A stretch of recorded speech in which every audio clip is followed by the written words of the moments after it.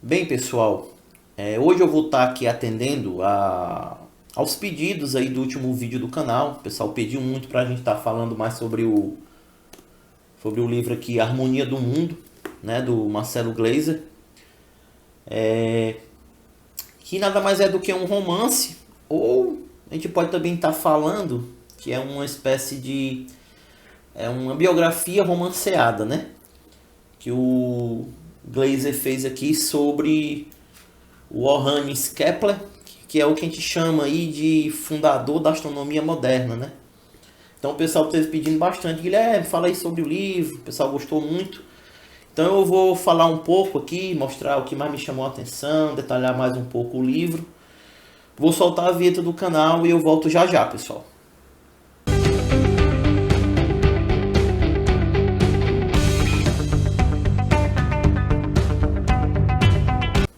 Então, pessoal, deixa eu mostrar aqui, né? Ele é um livro cartonado. Essa versão, né, essa edição que eu tenho aqui é da Companhia das Letras, a ediçãozinha cartonada. Tem essa imagem, essa ilustração bem bacana. Parte de trás, ó. Pessoal que gosta de ver lombada, é um nome um pouquinho claro, ó, da lombada. É um livro que conta com as suas... Tem mais de 325 páginas aqui, são precisamente aqui 327 páginas. E é no formato de um romance, né? Ou biografia romanceada. Uma dúvida bem frequente que o pessoal me pergunta quando eu dou essa dica de livro, né? Que geralmente é de um físico, né? Que o Marcelo Gleiser, ou de um personagem que conta, que está dentro do livro ser um cientista. O pessoal sempre tem essa dúvida, né? Ah, Guilherme, essa leitura ela é muito técnica, ela é acessível. Então deixar claro aqui, né? É uma leitura totalmente acessível. Não é uma leitura técnica, isso aqui é no formato de um romance, ó. Não tem uma equação, não tem uma conta, né?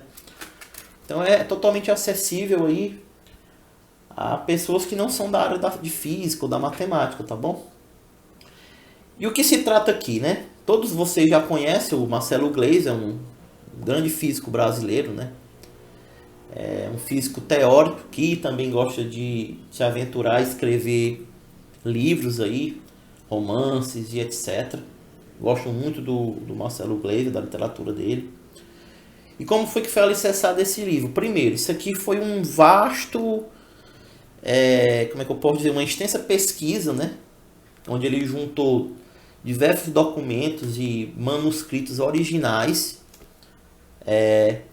Ele levou aí por volta de 3 anos, então ele foi percorrendo ali, tentando percorrer a trilha do Kepler, né? Tanto na Alemanha, como na Áustria, como em Praga. E pelo que eu tive lendo aqui, estudando, ele teve acesso, né, nessa pesquisa ao longo de 3 anos dele, uma coleção de livros, né, bem raros que tinha lá na Universidade Luterana de Teologia, onde o Kepler ele frequentou, e consta aqui num livro também. Ele também visitou a casa do Kepler e também teve aí em mãos manuscritos do século XVI e XVII de um mosteiro lá em Praga. Então ele levantou toda essa pesquisa, né, de documentos e manuscritos e aí escreveu esse romance. O que é que você vai ter aqui nesse romance? Você vai ter a relação de professor-aluno, mas aqui no livro, no romance, é o Maestlin, que é o professor dele da época, né, de astronomia, relendo. Ele é um senhor de 80 anos, então ele fica relendo cartas e depois ele tem acesso aos diários do Kepler. E aqui no romance tem hora que você não sabe se ele está sonhando, se realmente é uma realidade, mas o fato é que ele fica entre pequenos cochilos e leituras. O Marcelo Gleiser foi colocando toda essa pesquisa que ele foi sendo desenvolvida, né?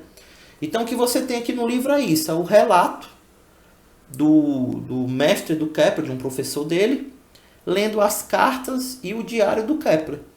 E com isso você vai tendo acesso a toda a vida do Kepler, a biografia do Kepler, desde um menino de uma infância muito dificultosa, com poucos recursos, né, com dificuldades não só pessoais, mas financeiras. E, e todo, como é que eu posso dizer, de toda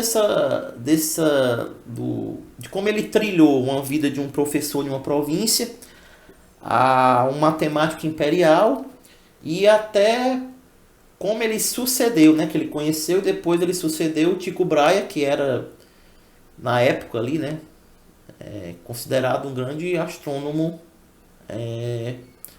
da Europa, que ele acaba sucedendo depois da morte do Tycho Brahe. O Kepler tem acesso aos dados, né, que o Tycho Brahe colheu, e acaba que o Kepler consegue finalmente descrever a trajetória de Marte. E com isso ele desvenda, né, assim que a gente pode dizer, o mistério, né, por trás dos movimentos e das órbitas dos planetas, e ele descobre de uma forma muito bonita o que ele chamava dessa harmonia do mundo. E isso tudo vai estar aqui nesse romance, né? Aqui no romance, o Marcelo Gleisi, aqui no texto de apoio, deixa bem claro que todas as pessoas que aparecem aqui, elas foram reais, com exceção de duas personagens que ele criou para poder conseguir escrever o romance, né? Então é isso. Aqui você tem o que eu acho bem bacana, o que mais me chamou a atenção no livro, era a cosmovisão cristã que o Kepler tinha e essa fé inabalável que ele tinha, né, em Deus na época. Porque o livro aqui, o romance, ele vai trazer justamente essa... Quando o maestro está fazendo essa leitura do diário, dessas cartas, você vê um professor, um mestre, que ele está muito atormentado, né?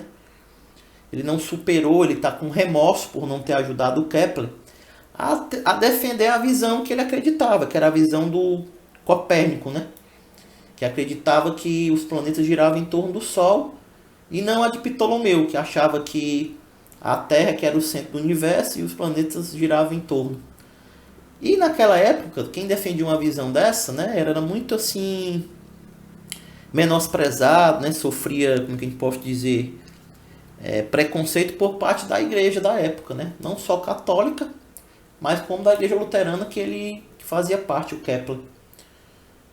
Então, ele naquela época tem essa cosmovisão, né, de ir contra, não só a igreja católica como a protestante, ir atrás de matematicamente, né, e com o conhecimento dele tentar alicerçar essa base da astronomia moderna, foi assim me chamou muita atenção essa coragem que ele teve, e além do mais a fé inabalável que ele tinha de que Deus era o responsável por essa harmonia, por essa unicidade de como o universo funciona através dessa visão para os planetas. Então, isso foi o que mais me chamou a atenção, assim, no romance, né?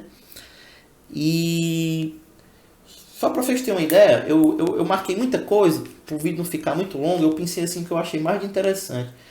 Então eu vou começar aqui a ler para vocês, ó, para você entender um pouco dessa visão, né, do Kepler da época, né? Ele falava assim, ó, a gente vai começando a entender um pouco sobre ele, né, e sobre a sua biografia. Ele fala assim, né, ó, Kepler olhava para os céus, ele deixa aqui no romance, tem essa parte, né, ó, Kepler olhava para os céus buscando a harmonia que não encontrava entre os homens, porque era essa sociedade, né, que erroneamente interpretava como é que eu posso dizer, o Salmo 104, basicamente o versículo 5º lá, isso aqui também está até retratado aqui no livro, ó, na página 111, que o que é que eles tinham como base? Dizia assim, né, numa conversa que tem aqui dos personagens, né, no Salmo 104 está escrito: assentar-te a terra sobre suas bases, inabalável, para sempre e eternamente.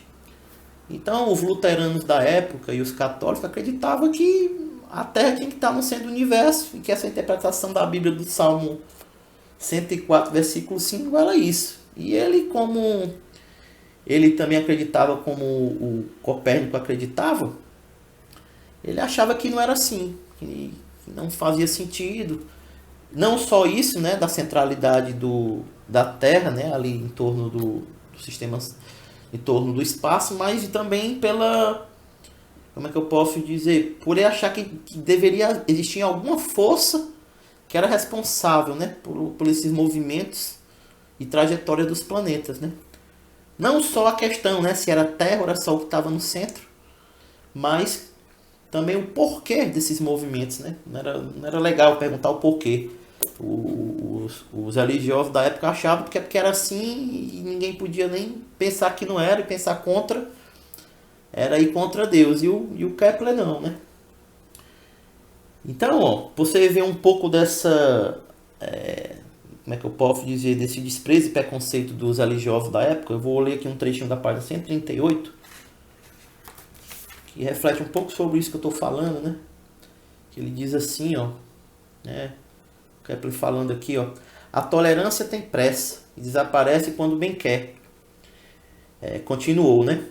Só quando aprendermos a respeitar outras fés, quando aprendermos a coexistir, é que teremos alguma chance de viver em paz. Mas isso não vai ocorrer enquanto os homens teimarem em disputar egoisticamente a atenção de Deus como bestas selvagens. Aí olha a visão do cara, a cosmovisão da época, né? E é até assim uma cosmovisão muito atual, né? Tem aí muito líder religioso, né? Que, como ele coloca aqui, que disputa egoisticamente a atenção de Deus como bestas selvagens. E até desrespeitando, né? Outras crenças, outras fés, por achar que só o seu ponto de vista é verdadeiro. Então a cosmovisão do cara na época já era muito avançada, né? A gente está falando aqui por volta de 1630, né? Que é quando o mestre dele está lendo esses diários e essas cartas, né? Então essa era a visão, né, do povo, né? E aí eu vou mostrar um pouco aqui sobre a convicção que ele tinha, né? O Kepler, tá aqui na página 34, um texto que chamou muita atenção para mim. Deixa eu abrir aqui na 34. Que diz assim, né? Ó, ele está falando aqui, ó. Quando ele estava para defender esse ponto de vista dele, né, científico, ele diz assim, ó. Existem 3 tipos de pessoas, 2 pontos. Ele vai dizer, ó, os ingênuos felizes, os visionários e aqueles que mais sofrem, os que sabem da existência de uma visão de infinita beleza à distância, de uma miragem que flutua ao longo e cujos segredos são acessíveis apenas aos visionários, né? Então ele tinha essa visão bem categórica e distinta das pessoas, de onde ele estava e como isso era difícil, né? E aí ele vai prosseguindo. E interessante, viu, que eu quando estava lendo aqui essa biografia, que era o sonho do Kepler, né? Interessante que ele, aqui na página 53, ó, você pensar assim, o sonho do cara era um sonho assim que para o dia de hoje era até incompreensível, né? O sonho dele era ele queria virar um pastor. Aqui na Alemanha, na época, ele fazia parte de uma universidade luterana e ele estudava lá na Alemanha, nessa universidade luterana, astronomia. E aí dizia assim, ó, o seu sonho, aqui eles conversando aqui no romance, fala assim, que o sonho dele, na página 53, era tornar-se um pastor devoto à causa luterana. Este foi e é o último e é o objetivo maior da vida dele. Sua dedicação à matemática e à astronomia é secundária. Aí pasme, né? O cara que reformulou as bases da astronomia moderna, como a gente fala, queria ser um pastor luterano. A matemática e a astronomia para ele era segundo plano. Só que o cara era tão brilhante, tão estudioso na época, que acabou que o ofício o chamou, né? Ele não foi atrás, né, de virar um matemático imperial, de conhecer o Tycho Brahe futuramente, mas ele era tão bom naquilo que se destacou na época, né? Não teve como. Aí eu tô olhando aqui, pessoal, porque eu tô olhando aqui a colinha, que tem muitas coisas que eu taguei, aí eu faço as marcações daquilo que eu acho mais relevante, né? Com relação a essa visão dele de fé e cosmovisão da época, eu acho que tem aqui na página 59, que foi o que mais me chamou a atenção, assim, essa visão, essa cosmovisão que ele tinha, né? Porque ele vivia nisso, né? Fugindo de uma província para outra, porque os religiosos da época, da universidade onde ele estudava, da universidade onde ele lecionava, queria que ele não aceitasse a visão do Copérnico, né? E sim a de Ptolomeu. E ele era muito coerente com aquilo que ele acreditava, ele não abria mão. E ele sofreu consequências, né? Teve que sair viajando da Alemanha para a Áustria, para Praga, viajou para lá, para colar, para tentar sobreviver e não abria mão dessa visão que ele tinha. E ele diz aqui, né, na página 59, só pra gente entender um pouco da fé que o cara tinha na época, né? Porque afirmar isso era, esse ponto de vista, era padecer, né? Sofrer preconceito, ficar sem emprego, ficar sem sustento da família. Então ele diz assim, ó, na página 59, ele fala aqui, né, ó, ele tá chegando aqui numa pensão, ele fala assim, ó: só no estudo da palavra divina encontro conforto, consolo para a minha dor, encontro a paz que tanto procuro. E uma das coisas mais lindas que eu vi aqui no romance é uma cena que ele tá aqui chegando numa pensão e ele abre uma janela e olha para os céus, né? Ele tem uma revelação tipo divina daquilo que ele ia fazer dali para frente. Tipo uma revelação divina que ele teve do ofício dele dali para frente, que ia mudar totalmente, né? E diz assim, né? Ele estava lendo um livro, aí diz assim, na página 59, no finalzinho aqui, fala assim, ó: Kepler fechou o livro ruidosamente. Senti um estranho ímpeto de ir até a janela e abri-la. A noite o envolveu como um manto, apossando-se do quarto. Ergueu os olhos. Júpiter irradiava sua luz majestosa, desafiando Marte a superá-lo. Dois anjos brincando com a luz de Deus. Enfeitiçado, não conseguia desviar o olhar. Sentiu-se um fantoche na mão dos dois planetas, que o puxava para perto deles com as suas teias invisíveis. Viu o céu dançar, a energia que permeava o cosmos ressoando em sua alma. O alento de Deus, seu toque etéreo. Deus é o cosmos, os céus, bradou, trêmulo para o vazio. Sentia isso agora, pulsando nas fibras do corpo, nas aveias, uma confirmação do que havia muito suspeitava: a presença do divino nos céus, a divindade nos céus. Astrônomos de outrora sabiam disso, sabiam que os céus eram sagrados. Rapaz, isso aqui foi uma das coisas mais lindas que eu li. Praticamente é o que a gente chama aí, né? É uma revelação divina que o cara teve, né? Olhando para os céus, confirmando essa fé dele, trazendo alento. E lá no final da página 60, tem um texto que deixa isso bem claro. Que ele entende e diz assim, né? Ó: será essa a minha missão, não ser um pastor, há mais entre tantos outros, e sim o criador de uma nova astronomia que revelará ao mundo a beleza da mente divina. Aí ele teve agora a percepção, né, do ofício dele. E logicamente, né, isso, de que forma ele ia traduzir o que ele acreditava que era essa coisa da beleza da mente divina? Através da matemática, que era a linguagem que ele considerava que Deus falava aos homens naquela época, né? Então é bem bonito isso, né? E aí, só para fechar, tem outro texto aqui, na 67, que ele fala assim, ó: o céu é um livro aberto, esperando para ser lido, pensou. Um livro de enigmas, escrito pela mão de Deus. Sabia que a sua missão era decifrar esses enigmas. Ou seja, aqui no romance fica mais claro mais uma vez essa visão dele, que isso ia se dar através da interpretação, né, da matemática, que é o que ele acreditava que era a linguagem, né, que ele podia descrever do que Deus estava tentando falar com os homens. E assim, só para fechar, que o vídeo já está aí com mais de 18 minutos, né? Depois que ele consegue, né, teorizar e desenvolver toda essa teoria, a lei de Kepler para a gravitação, que ele finaliza, ele deixa assim uma oração, né, muito bonita no término do diário dele, né?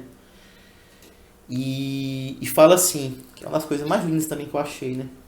Ele fala assim, ó, quando ele termina ele chega e soluciona os movimentos e a descrição dos planetas, né? Ele diz assim, ó, que a unidade revelada nessas páginas, expressão da perfeição divina, ilumine o espírito enfraquecido dos homens, alimentando o amor ao próximo, respeitando a paz entre todos os credos. Que a harmonia que rege o mundo conforte nossos pesados corações e desperte os homens para uma nova era baseada na liberdade e no respeito à vida. Assim, pessoal, é um livro assim maravilhoso, né? Ele foi um presente de um amigo, é aquele que você pega, não tem vontade de saltar. Com certeza é um livro que vai entrar pelas melhores leituras desse ano que eu fiz. É um livro que quando você está lendo, você se emociona, Você se emociona com uns trechos do livro. Porque você tem um cara aqui com uma fé genuína em Deus, que tem uma cosmovisão cristã muito à frente da sua época, lutando contra uma igreja católica e até luterana protestante da época, contra tudo aquilo que os caras achavam que era certo. E ele vai, defende esse ponto de vista dele até o final. Consegue ali com muitas duras penas familiares, né? Aqui no livro vai mostrar todo como ele se casou, como ele teve filhos, perdeu filhos por conta de doenças que tinham na época, né? Todas umas enfermidades que ele tinha também, porque ele pegou sarampo, ia perdendo os movimentos da mão. Cara que tinha uma miopia muito forte. Assim, é um sobrevivente. E isso, um cara que tinha uma convicção de fé que, assim, fez ele chegar onde ele chegou. E assim, é um livro maravilhoso, super indico, né? Harmonia do Mundo, do Marcelo Gleiser, tá bom? Se você gostou do vídeo, deixa um comentário, pessoal, ajuda bastante o canal. Compartilha aí com os familiares, amigos, né? E é isso, até o próximo vídeo do canal, pessoal. Tchau, tchau, até mais.